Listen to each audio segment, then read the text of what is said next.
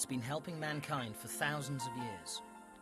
Alexander the Great, Cleopatra and Christopher Columbus all knew of its benefits. And in more recent history, Gandhi, when asked how he still had so much energy in spite of all his fasting, said he drank aloe vera every day. It only grows in hot, dry climates, liking soils rich in minerals, and its one natural enemy is frost. There are over 300 different types of aloe vera, but only 5 of them are known to be useful to mankind. Of those 5, the most potent is Aloe barbadensis Miller. It's been around for thousands of years, and it's probably been helping mankind for 4,000 years. I'd seen it in the textbooks before, but I didn't realise it was actually on the coat of arms of the Royal College of Veterinary Surgeons, actually a picture of the Aloe barbadensis Miller plant. And what was very interesting was that they actually used it internally and topically, because really these days, the actual internal use, everybody seems to think it's a new thing, when in fact it's been going for hundreds of years using it internally. It looks like a cactus, but it's actually a succulent. It's a member of the lily family. Under the rind of the leaf, you've got a sap system.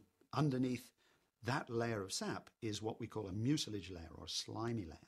And in it is a very important sugar, a long-chain sugar, which we know affects our immune systems. And right in the middle is the inner core or gel, which is the water storage organ of the plant, but where it also keeps its vitamins and minerals. There are at least 75 vitamins, minerals. There are saponins, which are soapy substances.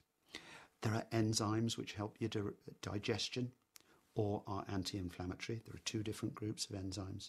You've got antimicrobial agents that will kill not only bacteria, but yeasts and fungi and viruses. The action of the whole is far greater than the individual actions of the groups of substances. They sort of enhance each other.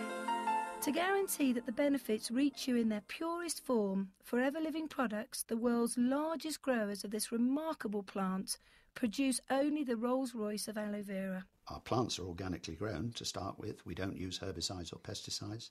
Our aloe plants are harvested by hand, so only the most mature leaves are cut off the plant, and those leaves are transported very rapidly to the manufacturing plant. They're processed quickly in what's called a cold stabilization process, because a lot of these substances are sensitive substances, and if you boil them up, you'll destroy their effects. We have to add some stabilizers, but they're all from natural sources, and then obviously we put it in the bottle. But we do this without filtration and without concentration. It is important in any product to make sure that you have a decent amount of aloe vera, or it's obviously not going to work. Our main ingredient is stabilized aloe vera gel with da-da-da-da-da. You go into some shops and it's da-da-da-da-da with aloe vera, but a tiny amount. In fact, such a small amount as to make me cast doubt on its efficacy. After 2 years of research at Oxford University into the properties and uses of aloe, Dr. Peter Atherton is one of the world's acknowledged experts. The areas in which it works, I believe, are fundamentally only 2.